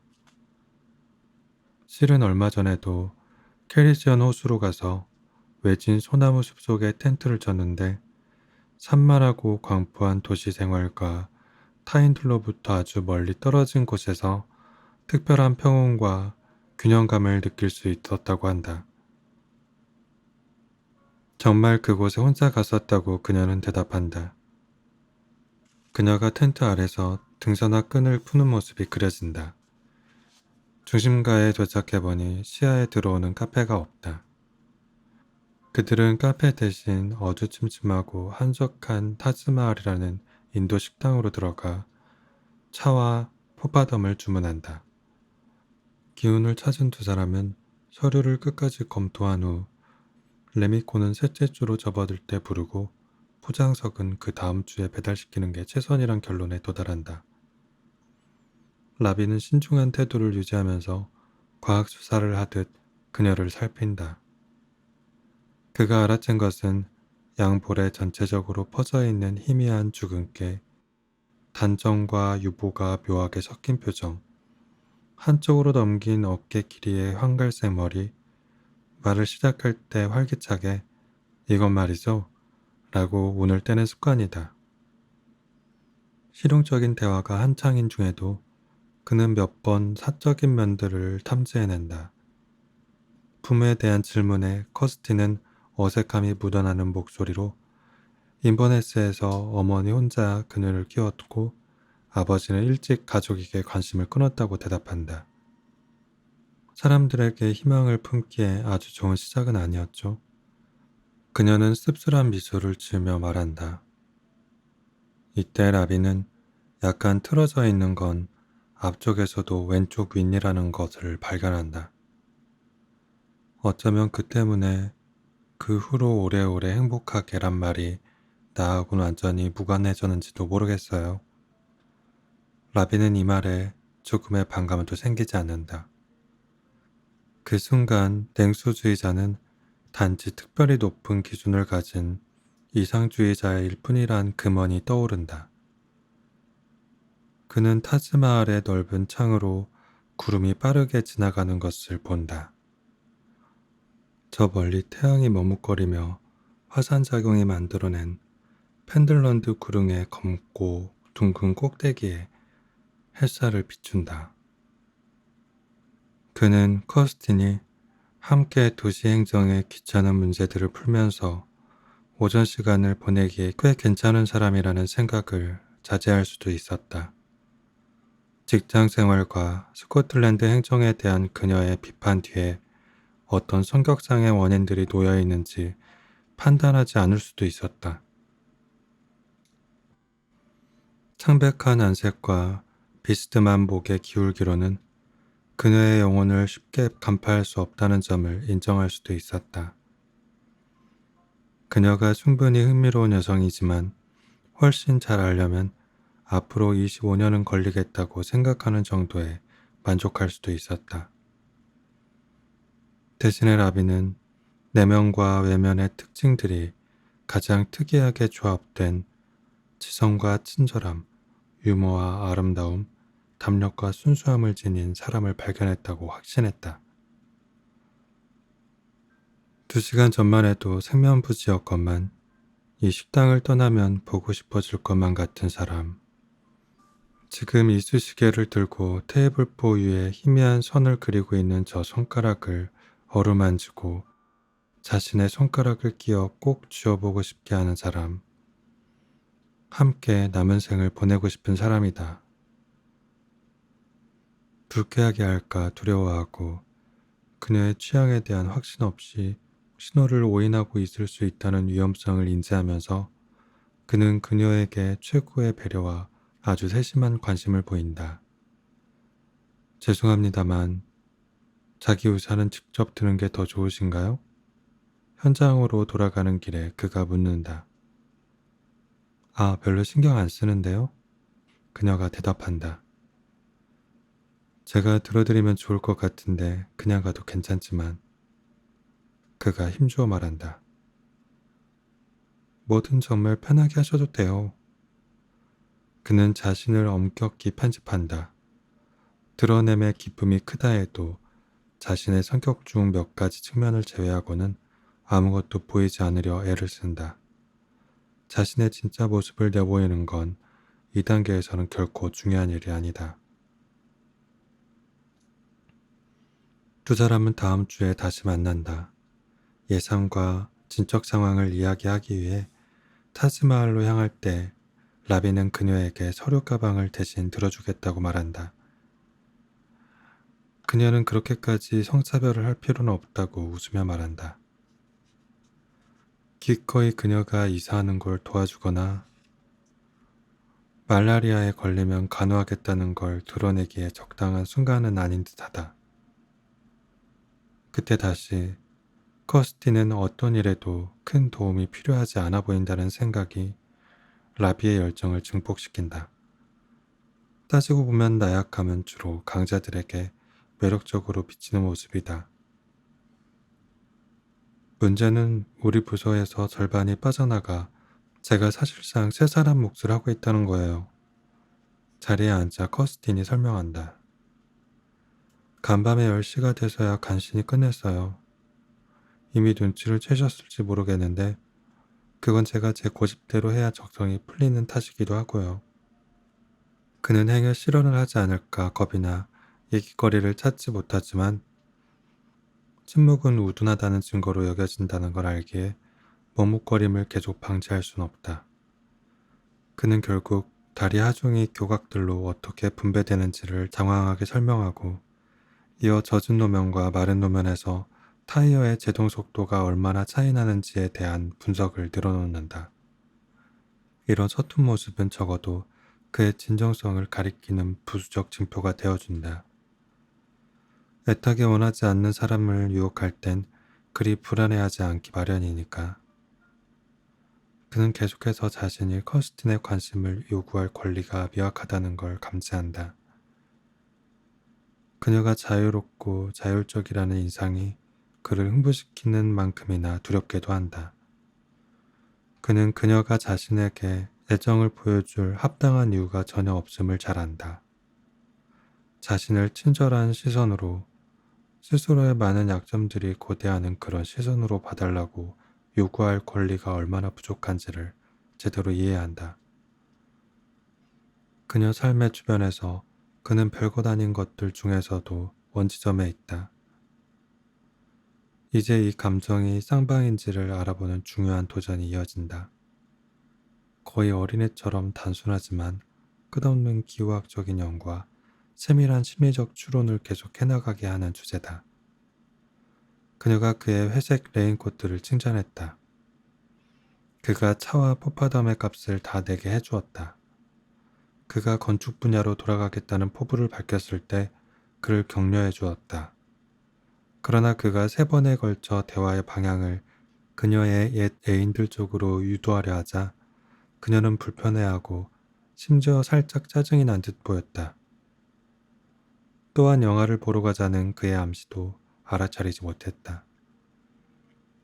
이런 미심쩍음은 욕망에 불을 붙일 뿐이다. 라비 자신도 알고 있듯이 가장 매력적인 사람은 그를 즉시 받아주는 사람이나 아예 틈을 안 내주는 사람이 아니라 어떤 짐작을 할 수 없는 이유로 어쩌면 현재에 얽혀있지 않은 다른 관계나 경계심이 많은 성격, 신체장애나 심리적 억제, 종교상의 의무나 정치적 차이 때문에 그를 잠시 동안 애태우는 사람이다. 이러한 갈망은 나름의 방법으로 얼마나 대단한지를 드러낸다. 라비는 결국 시의회 서류에서 그녀의 전화번호를 찾고 어느 토요일 아침 오후에는 날이 갤 것 같다고 문자를 보낸다. 거의 즉시 그러게요 라는 답이 온다. 식물원 산책 어때요? 이렇게 해서 그들은 3시간 후에 세계에서 가장 특이한 나무와 식물들을 모아놓은 에든버러 왕립 식물원을 둘러보게 된다. 두 사람은 칠레산 난초를 보고 다양한 철쭉에 감동하고 스위스에서 온 전나무와 캐나다에서 온 거대한 삼나무 사이에서 걸음을 멈춘다. 바다에서 불어오는 미풍에 잎들이 살랑댄다. 라비는 이런 사건에 흔히 선행하는 무의미한 말들을 지어낼 힘이 바닥이 났다. 그래서 오만하거나 자격이 있어서라기보다 될 대로 되라는 조급한 심정으로 안내문을 읽고 있는 커스틴의 말을 중간에 끊고 두 손으로 그녀의 얼굴을 끌어와 부드럽게 입을 맞춘다. 그녀는 그의 입술을 받아들이며 눈을 감고 두 팔로 그의 허리를 꼭 끌어안는다. 인버리스 테라스로의 아이스크림 트럭에서 기괴하게 쩔렁거리는 소리가 흘러나오고 뉴질랜드산 나무의 가지 위에서 갈까마귀가 야단스레 울어대는 데다 어느 정도는 이국적인 수목들에 가려 서로의 삶에서 특별히 더 달콤하고 중요한 순간을 맞이한 두 사람을 아무도 알아채지 못한다. 그러나 이 일련의 사건들은 아직 러브스토리와는 별 상관이 없다고 봐야 한다. 러브스토리는 누군가 우리를 다시는 보지 않으려 할까봐 두려워할 때가 아니라 그들이 우리를 항상 보는 일에 이의를 제기하지 않을 때 시작된다. 그들이 도망갈 수 있는 기회가 도처에 널려 있을 때가 아니라 평생 서로의 포로가 되겠다는 엄숙한 서약을 나눌 때이다. 사랑에 대한 우리의 이해는 심산할 만큼 감동적인 최초의 순간들에 잠식당하고 기만당해왔다. 우리는 러브스토리들의 너무 이른 결말을 허용해왔다. 우리는 사랑이 어떻게 시작하는지에 대해서는 과하게 많이 알고 사랑이 어떻게 계속될 수 있는지에 대해서는 무모하리만치 아는 게 없는 듯하다. 식물원 정원에서 커스티는 라비에게 전화를 걸라 말하고 다음 주 저녁에는 매일 한가하다고 일러준다. 그 순간 라비는 그녀의 얼굴에서 10살 적에 지었을 법한 미소를 본다. 라비는 느린 걸음으로 토요일에 인파를 헤치며 쿼터마일의 집으로 향한다. 너무 흥분한 나머지 거리에서 아무나 붙잡고 행운을 나눠주고 싶을 지경이다. 여하튼 그는 사랑에 관한 낭만적인 관념을 지탱하는 핵심 과제 3가지를 좋게 통과했다. 사람을 제대로 만났고 그녀에게 마음을 열었고 그녀가 받아들여 주었다. 그러나 당연히 그는 아직 첫걸음도 떼지 못했다. 그와 커스티는 결혼을 하고 난관을 겪고 돈 때문에 자주 걱정하고 딸과 아들을 차례로 낳고 한 사람이 바람을 피우고 권태로운 시간을 보내고 가끔은 서로 죽이고 싶은 마음이 들고 몇 번은 자기 자신을 죽이고 싶은 마음이 들 것이다. 바로 이것이 진짜 러브스토리다.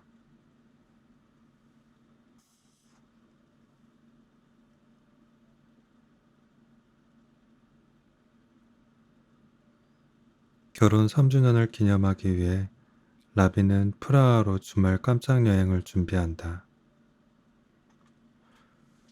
부부는 성 키릴과 성 메토디우스 대성당 근처에 있는 작은 호텔에 머물며 카를교에서 기념사진을 찍고 에든버러에서의 삶에 대해 이야기하고 손살같이 흐른 세월을 반추하고 슈테른베르크 궁에 가서 초기 유럽 미술을 본다. 그곳에서 커스티는 성모와 아기 예수를 그린 작은 16세기 그림 앞에 걸음을 멈춘다. 나중에 성모의 사랑스러운 아기에게 일어난 일은 정말 끔찍해. 어느 누가 그런 일을 이겨낼 수 있을까? 그녀가 생각에 잠겨 이렇게 묻는다. 그가 보기에 그녀에겐 아무리 기초적인 대상도 자기만의 눈으로 신선하게 보는 귀여운 면이 있다. 그녀에게 그림은 착실한 학리적 분석의 대상이 아니라 부모에게 닥치는 가장 슬픈 비극의 예시이며 그런 점에서 포트 윌리엄으로 가는 도로에서 오토바이 사고로 방금 아들을 잃은 사람에게 그녀가 느낄 법한 생생하고 즉각적인 공감을 불러일으킨다. 커스티는 프라하 동물원을 방문하고 싶어 안달한다. 두 사람 모두 어쩌다 마주치는 개나 고양이를 제외하고는 동물 근처에서 잠시라도 시간을 보낸 지 오래다. 처음 드는 생각은 이 모든 수감자들이 참으로 신기하게 생겼다는 것이다. 우선 낙타는 U자 목에 털이 부슬부슬한 두 개의 피라미드를 등에 지고 있고 속눈썹은 마스카라를 칠한 듯하며 누런 뻐드렁니를 하고 있다. 무료 안내서가 그들에게 몇 가지 사실을 알려준다. 낙타는 물 없이 사막에서 10일 동안 이동할 수 있다. 낙타의 혹에는 흔히 알고 있는 것처럼 물이 아니라 지방이 가득하다.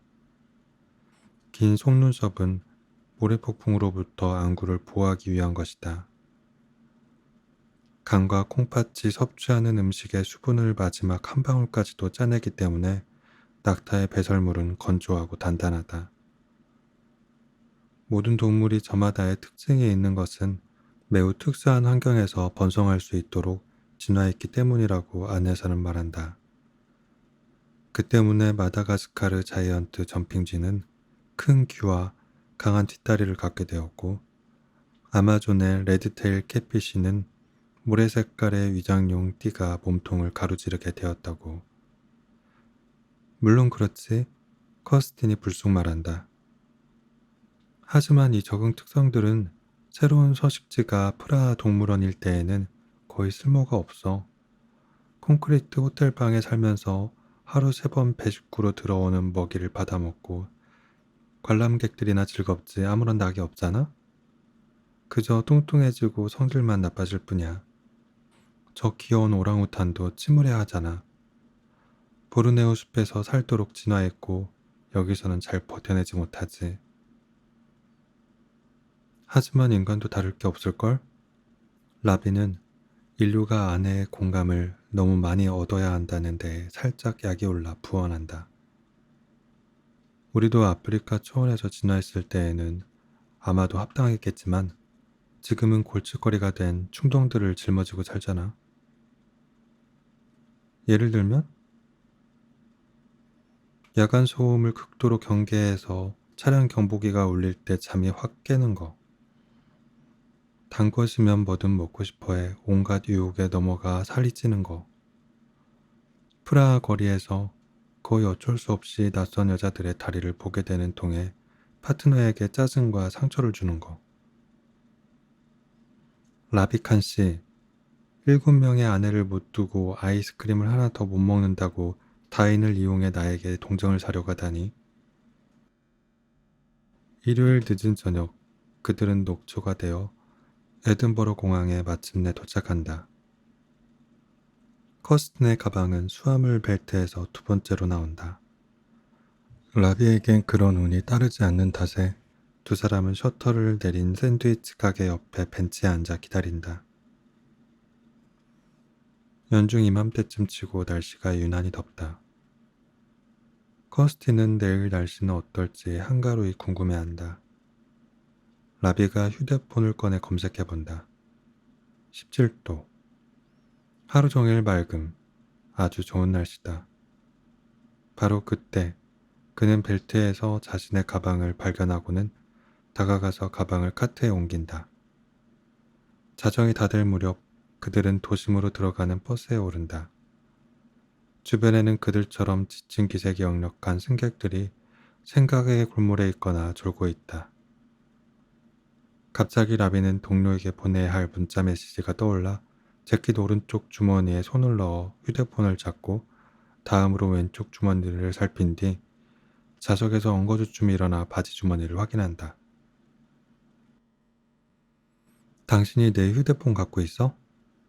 그가 불안한 목소리로 커스틴에게 묻는다. 자고 있던 그녀가 깜짝 놀라 눈을 뜬다. 그럴 리가 여보. 왜 내가 당신 휴대폰을 갖고 있겠어?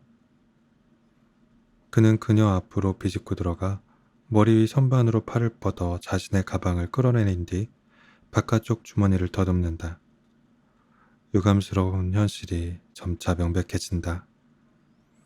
휴대폰을 분실했고 그와 함께 세상과의 소통체계도 잃었다. 수암을 찾는 곳에서 도난당했나 보다. 커스틴이 의견을 말한다. 아니면 어쩌다 놓고 왔을 수도 있고, 이런, 내일 가장 먼저 공항에 전화해서 흙물로 들어오진 않았는지 확인해보자. 하지만 어쨌든 보험 처리할 수 있을 거야. 우리 둘 다 이런 일이 처음인 게 대단하지. 하지만 라비는 이 상황에 경이로움을 보지 못한다. 보고 싶은 게 있으면 내 거 써도 돼. 커스틴이 밝은 목소리로 덧붙인다. 라비는 화가 치민다. 이건 악몽 같은 사무 절차의 시작이다. 1년의 교환원들을 거치느라 몇 시간을 기다려야 할 테고 서류 작업으로 들어가 여러 서식을 작성해야 한다. 하지만 아주 이상하게도 그의 분노는 휴대폰 분실 그 자체로만 향하지 않고 일부가 아내에게로 흘러가는 듯하다. 어쨌거나 그녀가 먼저 날씨를 언급해서 그로 하여금 일기예보를 검색하게 했는데 그러지 않았다면 휴대폰은 지금도 무사히 그의 수중에 있을지도 모른다. 뿐만 아니라 침착하고 동정적인 커스틴의 태도는 그녀가 그에 비해 얼마나 태평하고 운이 좋은지를 강조할 뿐이다. 버스가 웨이벌리교를 향해 가는 동안 라비의 마음속에서는 논리의 중요한 한 조각이 악유가 딱 맞게 채워진다. 어쨌든 이 모든 고통과 수고와 번잡스러움은 모두 그녀 때문이라고 말이다. 바로 이 순간 관자놀이를 바이스처럼 쬐고 있는 두통을 포함해 전부 다 그녀 탓이다. 라비는 그녀에게서 몸을 돌리며 이렇게 중얼거린다. 진작부터 이 문무하고 쓰잘머리 없는 여행을 가는 게 아니었던 걸 알았지. 중요한 기념일을 축하하려던 일은 이렇게 슬프고 다소 공정하지 못한 듯하게 요약된다. 모든 사람이 라비가 방금 연간 지은 바를 이해하거나 공감하지는 않을 것이다. 커스틴은 남편의 전화기를 지키는 일에 서명을 한 적이 없고 다 자란 이 영장류의 삶에 일어나는 모든 일에 책임이 있는 것도 아니다. 하지만 라비로서는 묘하게도 이째 맞다. 이번이 처음이 아니며 모든 것이 어찌 보면 아내의 소행이다. 사랑의 모든 가정들 중 아주 얄팍하리만치 불합리하고 미숙하고 개탄스럽지만 그럼에도 가장 흔히 볼 수 있는 것은 우리가 사랑을 서약한 사람이 우리의 감정적 실존의 중심일 뿐 아니라 그 결과로서 또한 대단히 이상하고 객관적으로 비상식적이고 아주 부당한 방식으로 좋은 일이든 나쁜 일이든 우리에게 일어난 모든 일이 다 그에게 원인이 있다고 보는 것이다. 여기에 사랑의 기이하고 병적인 특권이 있다. 지난 수년간 그가 눈길에서 미끄러지고 열쇠를 잃어버리고 글래스고로 가던 기차가 고장나고 과속으로 딱지를 끊고 새 셔츠 라벨이 간질거리고 세탁기의 배수가 원활치 않고 그가 하는 건축일이 꿈꾸던 수준에 미치지 못하고 옆집에 새로 이사온 사람들이 늦은 시간에 음악을 시끄럽게 연주하고 둘이 이제는 좀처럼 재미를 못 느끼는 건 그녀의 잘못이다.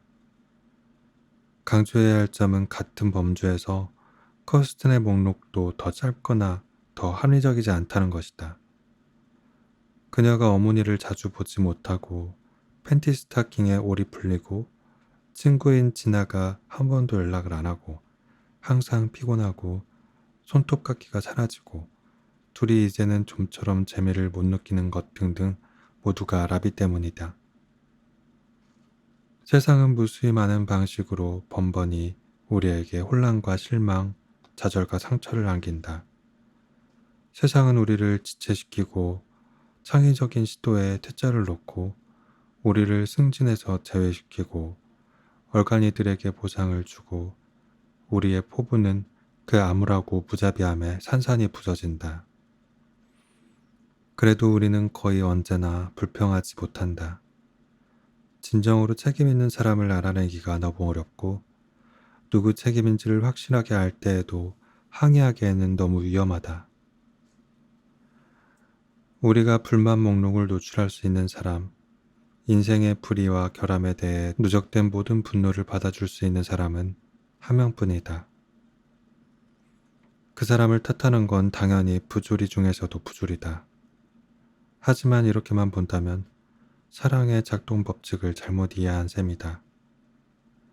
우리는 정말로 책임이 있는 권력자에게 소리를 내지를 수 없기 때문에 우리가 비난을 해도 가장 너그럽게 보아주리라 확신하는 사람에게 화를 낸다. 주변에 있는 가장 다정하고 가장 동정 어리고 가장 충성스러운 사람, 즉 우리를 해칠 가능성이 가장 적으면서도 우리가 마구 소리를 치는 동안에도 우리 곁에 머물 가능성이 가장 큰 사람에게 불만을 쏟아놓는 것이다. 우리가 사랑하는 사람에게 퍼붓는 비난들은 딱히 이치에 닿지 않는다. 세상 다른 어떤 사람에게도 그런 부당한 말들을 발설하지 않는다. 하지만 우리의 난폭한 비난은 친밀함과 신뢰의 독특한 증거이자 사랑 그 자체의 한 증상이고 제 나름대로 헌신을 표현하는 바꾸러진 징표다. 분별 있고 예의 바른 말은 모르는 사람에게 할 수 있지만 밑도 끝도 없이 무분별하고 터무니없는 말을 할 수 있는 것은 우리가 진심으로 믿는 사랑하는 사람이 곁에 있을 때뿐이다. 프라하에서 돌아온 지 몇 주 만에 훨씬 더 크고 새로운 문제가 발생한다. 라비의 상사인 유언이 팀 회의를 소집한다. 그는 지난 8개월 동안 괜찮은 시절을 보낸 후 다시 일감이 말라붙고 있다고 고백한다. 곧 굉장한 프로젝트가 생기지 않는다면 직원 전원이 계속 한 배를 탈 수가 없다. 회의가 끝난 뒤 복도에서 유언이 라비를 한쪽으로 끌고 간다. 물론 자네도 이해하겠지? 개인적인 감정은 전혀 없어. 자넨 좋은 사람일세, 라비. 라비는 정말이지 누군가를 자르려는 사람들은 그들이 자신을 좋아하길 바라지 않을 예의와 용기가 있어야 한다고 생각한다. 실직 위협은 그를 우울과 불안에 빠뜨린다. 이 도시에서 다른 직장을 알아보는 게 얼마나 지옥 같을지 그는 알고 있다. 아마 이사를 해야 할 텐데 그럼 커스티는 어쩌나? 그는 남편으로서 가장 기본적인 책임을 다하지 못할 위기에 처해 있다. 그동안 내내 재정적 안정과 창조적 실현이 모두 가능한 직업을 가질 수 있다고 생각했다니 얼마나 어리석은가. 아버지가 항상 지적했듯이 유치하고도 건방진 생각이었다. 오늘 퇴근길은 그를 성 메리 로마 카톨릭 대성당으로 이끈다. 이제까지 한 번도 들어가 본 적이 없었지만 오늘은 혼란스럽고 공황에 빠진 기분에 한번 둘러보기로 결심하고 회중석 끝에 있는 벽감까지 가 커다란 성모 마리아 그림 앞에 선다. 성모는 그를 슬프고도 친절한 눈으로 지그시 바라본다. 성모의 동정 어린 표정이 마치 유언 프랭크와 일감 부족에 대해 좀 알고 있으며 그를 여전히 신뢰한다고 안심시키려는 것 같아 가슴이 뭉클해진다. 성인이 되어 마주쳐온 가혹한 현실과 성모의 표정에 깃든 상냥함과 친절함이 대비되어 눈물이 나올 것만 같다. 성모는 이해해주고 비난하지 않을 것처럼 느껴진다. 그는 시계를 보고 어느덧 15분이나 흘렀다는 사실에 놀란다. 또한 무슬림의 피를 물려받은 무신론자가 촛불을 박힌 예배당에 들어와 이민족의 성상 발치에 서서 눈물과 착잡한 심정을 꺼내 보이고 싶어 하다니 미친 짓이 아닐 수 없다고 인정한다. 하지만 그에겐 별다른 대안이 없고 그를 여전히 믿어주는 사람도 많지가 않다. 아내가 있지만 지금 떠안고 있는 짐만으로도 충분할 테니 성인으로 추대되지 않은 평범한 인간에게 버거운 부담을 안겨줄 수 없다. 집에 오니 커스틴이 그의 조리법에 따라 애호박, 바질, 페타치즈 샐러드를 만들어 놓았다. 그녀는 직장의 위기에 대해 자세한 내막을 모두 알고 싶어 한다. 유언이 언제 직원들에게 그런 얘기를 했어? 어떤 식으로 얘기했어? 다른 사람은 어떻게 반응했어? 곧 다시 회의를 한대? 라비는 대답을 하다가 성질을 버럭낸다. 왜 당신은 부차적인 사람들에게 신경을 써? 간단해. 그냥 엉망진창이야. 그는 냅킨을 내던지고 서성이기 시작한다. 커스틴이 상세한 설명을 원하는 건 불안에 대처하는 그녀의 방식 때문이다. 그녀는 사실들을 움켜쥐고 정리한다. 자신이 얼마나 걱정하는지를 직접적으로 드러내고 싶어 하지 않는다. 자제하면서 관리 운영적인 면에 초점을 맞추는 게 그녀의 방식이다. 라비는 소리를 지르거나 뭔가를 부수고 싶은 심정이다. 그는 아름답고 친절한 아내를 바라본다. 그녀에게 늘 짐이 되어 왔다. 1년에 적어도 8번, 그들은 이와 다소 비슷한 장면을 연출한다. 바깥 세상에서 재난이 발생하면 라비는 문제를 난로가로 가져와 커스틴 앞에 마구잡이로 쌓아놓는다. 그녀가 벽난로 앞에 서 있는 그에게 다가가 그의 손을 꼭 잡으며 따뜻하고 진실하게 말한다. 다 잘 될 거야. 물론 그렇지 않을 수도 있다는 걸 두 사람 모두 알고 있다. 우리가 파트너에게 부당한 요구들을 하고 그 곁에서 매우 부조리해지는 까닭은 우리 내면의 불명료한 부분들을 이해하고 곁에 있는 것만으로도 우리의 고통을 많이 해소시켜주는 누군가가 또한 우리 삶의 모든 것들을 어떻게든 바로잡을 수 있으리라 믿기 때문이다. 부모의 기적 같은 능력을 보고 감탄했던 어린아이가 수십 년 뒤 어른이 되며 그때의 경외감에 별난 경의를 표하듯 상대방의 능력을 과장하는 것이다. 6살의 라비에게 어머니는 거의 신과 같았다. 어머니는 사라진 고민형을 찾아내고 그가 좋아하는 초콜릿 우유를 항상 냉장고에 채워놓고 아침마다 그를 위해 깨끗한 옷을 꺼내놓고 그와 함께 침대에 누워 아버지가 소리를 지르고 있는 이유를 설명해 주었으며 지구가 어떻게 기울어진 축을 유지하는지 등을 알고 있었다. 라비와 커스틴 모두 성인이 된 파트너의 내면에 감춰진 불안한 유년의 자아를 어떻게 안심시킬지를 익혀왔다. 그렇기에 그들은 서로를 사랑한다. 그러나 그 과정에서 그들은 어린아이들이 부모에게 거는 그 위험하고 부당하고 아름다우리 많지 순진에 빠진 신뢰의 파편을 저도 모르게 물려받는다. 성인인 라비와 커스틴의 원시적 자아 어딘가에서는 자신이 사랑하는 사람이 성숙한 관계를 맺고 있는 사람이라면 가능한 수준보다 더 많이 세상을 재워야 한다고 고집한다. 이것이 문제가 발생했을 때 그토록 화가 나고 좌절하게 되는 까닭이다. 커스틴은 두 팔로 라비를 끌어안는다. 내가 할 수 있는 일이 있다면 뭐든지 할 텐데.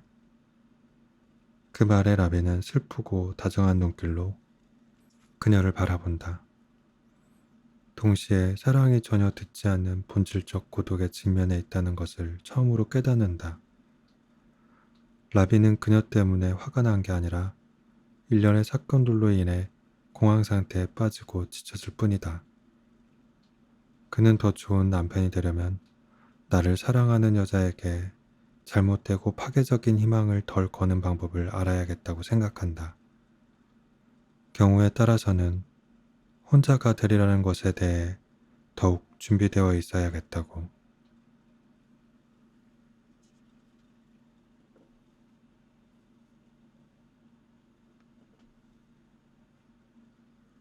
결혼한 지는 16년이 되었지만 이제야 좀 늦게 라비는 결혼할 준비가 되었다고 느낀다. 역설처럼 보이지만 아니다. 결혼이 단지 그 이수 과정에 등록한 사람에게만 중요한 수업을 해준다는 점을 감안할 때 준비는 예식에 선행하기보다 대개 10년, 20년 후에야 갖춰지는 것이 정상이다. 라비는 자신이 단 한 번 결혼했다는 입장을 고수할 수 있는 것은 순전히 언어의 교묘함 덕분이라는 점을 알아본다. 겉으로는 편리하게도 단일한 관계처럼 보이지만 그 밑에 수많은 진전, 단절, 재협상, 소원한 기간, 감정적 회기가 깔려 있어 사실상 그는 적어도 12번은 이혼과 재혼을 겪어온 셈이다. 오직 한 사람과 말이다. 그는 고객을 만나기 위해 맨체스터까지 장거리 운전을 했다. 이른 아침 말을 주고받을 사람이 그 자신밖에 없는 차 안에서 거의 텅 빈 도로를 달리고 있는 지금이 그로서는 최고의 생각들이 떠오를 때이다. 옛날에는 사람이 재정적으로나 사회적으로 어떤 이정표에 도달하면 결혼할 준비가 되었다고 보았다. 그의 이름이 붙은 집, 리넨으로 가득 채운 혼수, 벽난로 위에 진열된 자격증 또는 소 몇 마리와 얼마만큼의 땅을 소유하는 것이 그런 예였다. 그런 뒤 낭만주의 사상 영향으로 이런 실질적인 측면이 지나치게 금전을 따지고 계산하는 것으로 여겨졌고 초점이 감정적 특질로 이동했다. 올바른 감정들, 그 중에서도 특히 영혼의 짝을 만났다는 믿음, 상대방이 나를 완벽히 이해한다는 느낌, 다시는 상대 말고는 다른 누구와도 잠자리를 하고 싶지 않다는 확신이 중요하다고 여겨진 것이다. 이제 라비는 낭만주의 개념들이 재난을 낳는다는 것을 안다. 그의 준비된 마음은 완전히 다른 기준들에 기초한 결과다. 그가 결혼할 준비가 된 것은 무엇보다 완벽함을 포기했기 때문이다. 연인이 완벽하다는 선언은 우리가 그들을 이해하지 못했다는 징표에 불과할 수 있다. 어떤 사람이 우리를 상당히 실망시켰을 때 그 순간 우리는 그 사람을 알기 시작했다고 주장할 수 있다. 하지만 이는 연인들만의 문제가 아니다. 우리가 누구를 만나든 그 사람은 근본에 있어서는 불완전할 것이다. 기차에서 만난 낯선 사람, 옛 동창생, 인터넷에서 사귄 새로운 친구 등도 우리를 실망시킬 소지가 다분하다. 삶의 현실은 우리의 모든 본성을 변형시킨다. 상처 없이 살아온 사람이 누가 있을까? 우리는 모두 이상에 못 미치는 양용을 받았다. 우리는 설명하기보다 싸우고, 알려주기보다 들볶고, 고민거리를 분석하기보다 초조해하고, 거짓말을 하고, 엉뚱한 대로 화살을 돌려 탓을 한다. 이렇게 위험 요소들이 중첩되어 있는 와중에 완벽한 인간이 나올 가능성은 전무하다. 낯선 이들도 마찬가지라는 점을 알기 전에 그들을 깊이 알아야 할 필요도 없다. 그들이 구체적으로 어떻게 화를 내는지 즉시 나타나지 않을지라도 이론상 그 존재함은 처음부터 가정할 수 있다. 따라서 결혼할 사람을 선택하기란 감정의 존재 법칙을 우회할 방법을 찾았다고 믿는 일이 아니라 어떤 종류의 고통을 흔쾌히 견딜지 결정하는 일이다. 아니면 우리는 모두 당연히 악몽의 전형인 엉뚱한 사람을 곁에 두게 된다. 그러나 이것이 재앙일 이유는 없다. 진보한 낭만적 비관주의는 한 사람이 다른 사람에게 모든 것일 수는 없다고 가정한다. 우리는 또 다른 타락한 생명체와 함께 사는 현실에 나 자신을 적응시킬 최대한 부드럽고 친절한 방법을 찾아야 한다. 결혼은 어지간히 좋은 결혼만 있을 수 있다. 정착을 하기 전에 몇 명의 애인을 사귀어 보는 것도 이 깨달음을 깊이 새기는 데 도움이 된다. 제 짝을 만날 가능성을 높이기 위해서가 아니라 그런 사람은 없으며 가까이에서 보면 사실은 모든 사람이 조금씩 잘못되었다는 진실을 직접 그리고 다양한 상황에서 발견할 기회를 높여주기 때문이다. 라비가 결혼할 준비가 되었다고 느끼는 것은 타인에게 완전히 이해되기를 단념했기 때문이다. 사랑은 아주 든든하고 특별한 방식으로 자신이 이해되고 있다는 경험에서 시작된다. 상대방은 나의 외로운 내면을 이해하고 나는 왜 하필 그 농담이 그렇게 재밌었는지를 그에게 설명할 필요가 없다. 사랑하는 사람들은 공공의 적을 미워하고 상당히 특화된 성적 시나리오를 함께 시도해보고 싶어 한다. 이 상황이 영원히 계속되지는 않는다. 연인의 이해 능력에는 적정의 한계가 있고 우리는 언젠가 그 한계에 부딪힌다 하더라도 직무유기라 비난하지 말아야 한다. 그들은 애석하게도 무능했던 것이 아니다. 그들은 우리가 어떤 사람인지를 충분히 헤아릴 수 없으며 우리도 마찬가지다. 그게 정상이다. 어떤 사람도 다른 누군가를 정확히 이해하고 충분히 공감하지 못한다.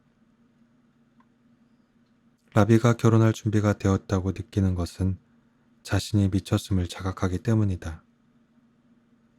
자신이 미쳤다는 생각은 철저히 직관에 반한다.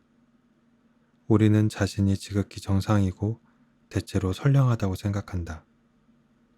발을 못 맞추는 건 나머지 사람들이고.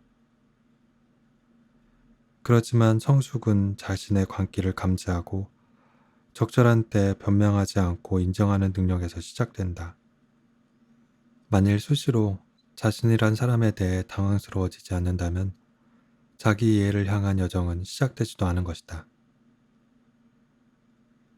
라비가 결혼할 준비가 되었다고 느끼는 것은 커스틴이 까다로운 게 아님을 이해했기 때문이다. 결혼이라는 세상 안에서 집안 살림, 친인척, 청소 분담, 파티, 식료품 같은 사소한 일로 화를 내면 당연히 까다롭게 보인다. 하지만 그건 상대방의 허물이 아니며 우리가 함께 만들어가려는 삶의 속성일 뿐이다. 되게 난감한 것은 결혼이란 제도이지 관련된 개인들이 아니다. 라비가 결혼할 준비가 되었다고 느끼는 것은 사랑을 받기보다 베풀 준비가 되었기 때문이다. 우리는 마치 사랑을 단일하고 분화되지 않은 것처럼 얘기하지만 사실은 매우 상이한 두 가지 양식인 사랑받기와 사랑하기로 이루어져 있다. 후자를 실행할 준비가 된 동시에 전자에 대한 우리의 비정상적이고 위험한 집착을 인식할 때 결혼을 하는 게 바람직하다. 처음에는 사랑받기에 대해서만 알고 인생을 시작한다. 아주 그릇되게도 사랑받는 일이 표준처럼 보이게 된다. 아이들은 마치 부모가 항상 온정어리고 기꺼운 마음을 유지하며 자발적으로 그들을 위로해주고 인도해주고 즐겁게 해주고 먹여주고 씻겨주는 것처럼 느낀다. 우리는 이러한 사랑의 개념을 성년기까지 갖고 간다. 성인이 되었을 때 우리는 보살핌을 받고 다 받아들여지던 그 느낌을 되살리고 싶어 한다. 우리는 마음속 은밀한 구석에서 우리에게 필요한 것들을 예측하고 우리의 심정을 읽어내고 이타적으로 행동하고 모든 면에서 다 나아지게 해줄 연인을 그린다.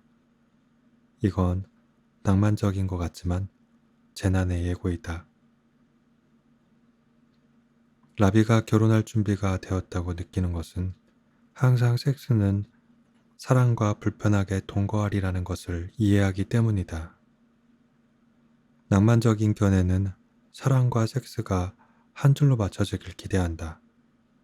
우리가 불만스러운 삶을 수용할 정도로 강해질 때 결혼할 준비를 적절히 갖췄다 할 것이다. 그러나 간통은 실현 가능한 해답이 아님을 인정해야 한다.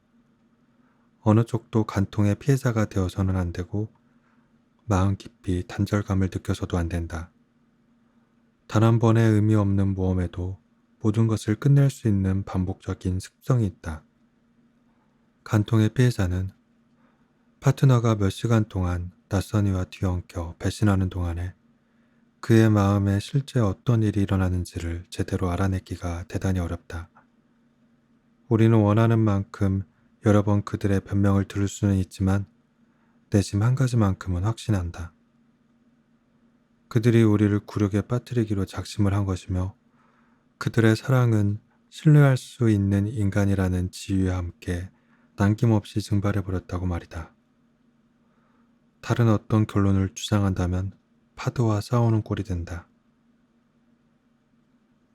라비가 결혼할 준비가 되었다고 느끼는 것은 이제 행복하게 가르침을 받아들이고 차분하게 가르침을 줄 수 있기 때문이다. 중요한 여러 분야에서 파트너가 우리보다 더 현명하고 합리적이고 성숙하다는 것을 인정할 때 우리는 결혼할 준비가 된 것이다. 우리는 그들에게서 배우기를 바라야 하고 그들에게서 지적당하는 것을 인내해야 한다. 또한 다른 순간에는 최고의 교사로서 모범을 보이고 소리를 지르거나 상대방도 알리라 지레 짐작하지 않고 우리의 제안을 전할 준비가 되어 있어야 한다. 우리가 이미 완벽한 경우에나 서로 가르친다는 개념에 애정이 없다고 일축해버릴 수 있다. 라비와 커스틴이 결혼할 준비가 된 것은 그들이 서로 잘 맞지 않는다고 가슴 깊이 인식하기 때문이다. 낭만주의 결혼가는 알맞은 사람을 찾는 것이 중요하다고 강조한다. 이는 우리의 허다한 관심사와 가치관에 공감하는 사람을 찾는 것으로 인식된다. 장기적으로 그럴 수 있는 사람은 어디에도 없다.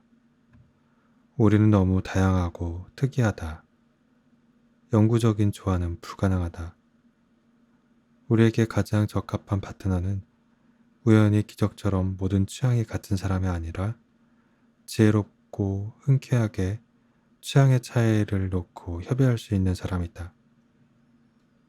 알맞은 사람의 진정한 표지는 완벽한 상부성이라는 추상적인 개념보다는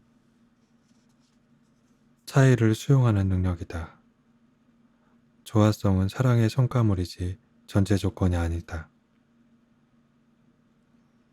라비가 결혼할 준비가 되었다고 느끼는 것은 대부분의 러브 스토리에 신물이 났기 때문이고 영화와 소설에 묘사된 사랑이 그가 삶의 경험을 통해 알게 된 사랑과는 거의 일치하지 않기 때문이다.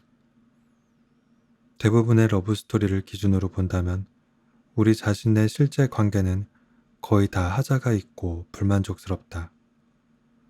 많은 경우 별거와 이혼이 불가피해 보이는 것도 놀랍지 않다. 그러나 우리를 잘못 인도하는 미적 매체들이 부과한 기대에 따라 우리의 관계를 판단하지 않도록 조심해야 한다. 잘못은 삶이 아닌 예술에 있다. 불화를 일으키기보다는 우리 자신에게 보다 정확한 이야기들을 들려줄 필요가 있다. 시작에만 너무 얽매여 있지 않은 이야기, 완벽한 이해를 약속하지 않는 이야기, 우리의 문제를 정상적인 것으로 되돌려놓고 사랑의 여정에서 거쳐갈 길이 우울하더라도 희망적임을 보여주는 이야기를